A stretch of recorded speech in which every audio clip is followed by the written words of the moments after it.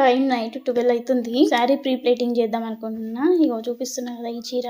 ఎందుకంటే పొద్దున్నే పెళ్లికి పోవాలి, 10 గంటల వరకు స్టార్ట్ అయిపోవాలి. ఈ చీర చూస్తేనేమో మస్తు దొడ్డుకుంది. అసలు కడితే చింగులు కుదిరాయి, కొంగు కుదిరాయి, మస్తు టైం తీసుకుంటది అన్నట్టు. అందుకని చెప్పి ఎట్లయినా పిల్లలు పడుకోలేదు అని చెప్పి ఇక ప్రీ ప్లేటింగ్ చేద్దామని స్టార్ట్ చేసినట్టు.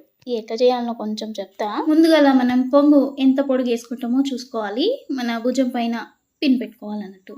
ఆ తర్వాత నడుము మనం ఎక్కడి నుంచి స్టార్ట్ చేస్తామో అక్కడ పిన్ పెట్టుకోవాలి. అంటే చింగులు ఎక్కడి వరకు ఎండ్ అవుతాయో అక్కడ, మళ్ళీ చింగులు ఎక్కడి నుంచి స్టార్ట్ అవుతాయో అక్కడ కూడా స్టార్టింగ్ పాయింట్ లో ఒక పిన్ పెట్టుకోవాలి. తర్వాత కొంగు మనం ఫోల్డింగ్స్, మీకు ఎన్ని ఫోల్డింగ్స్ రావాలి, చిన్న కావాలా పెద్ద కావాలా దాని సైజుని చూసుకొని దాన్ని ఇట్లా ఫోల్డ్ చేసుకుని ఒకసారి ఐరన్ చేసుకున్నాం అనుకో అన్ని సమానంగా మళ్ళీ ఫోల్డ్ చేసుకోవచ్చు అన్నట్టు. ఇట్లా ఒకసారి ఐరన్ చేసేసి మళ్ళీ ఓపెన్ చేసేసి ఫోల్డ్ అయిన మార్క్స్ ఉంటాయి అన్నట్టు, దాన్ని బట్టి మళ్ళీ మనం చీరని మంచిగా ఫోల్డ్ చేసుకొని అప్పుడు మళ్ళీ మంచిగా ఐరన్ చేసుకోవాలి.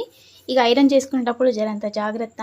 మన క్లాత్ని బట్టి హీట్ పెట్టుకోవాల్సి ఉంటుంది. అది ఎంత అని ఎవరు చెప్పలేరు, నాకైతే తెలీదు ఎంత హీట్ పెట్టాలి అనేది. శారీని బట్టి హీట్ చూసి చెక్ చేసుకుంటూ మనం చేసుకోవాలన్నట్టు. తర్వాత చింగులు మీకు ముందే పిన్ పెట్టుకున్నారు కదా, అక్కడ ఎన్ని చింగులు వస్తాయో అన్ని చింగులు చేసేసుకొని దాన్ని కూడా మంచిగా ఐరన్ చేసుకోవాలి.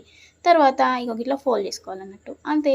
ఇట్లా ఫోల్డ్ చేసుకొని కవర్లో పెట్టినామనుకో, లేకపోతే దేని కిందనన్నా పెట్టినామనుకో మంచిగా అట్లనే ఉంటుంది. పొద్దుగాల నీట్గా 2 నిమిషాల్లో చీర కట్టేసుకోవచ్చు. అయితే నేను ఎప్పుడు ఇట్లా శారీ ప్రీపెయిటింగ్ ఏం ప్రిపేర్ చెయ్యను, కానీ శారీ బాగా దొడ్డుకుంది, మళ్ళీ మార్నింగ్ ఎర్లీకి వెళ్ళాలని చెప్పి నైట్ టైం ఉందని చెప్పి ఇట్లా చేసినాను. ఇలాంటివన్నీ నేను చేయగలను అనుకుంటే నేనే చేసుకుంటా, డబ్బులు అయితే వేస్ట్. వీడియో నచ్చితే ఒక లైక్ చేయండి.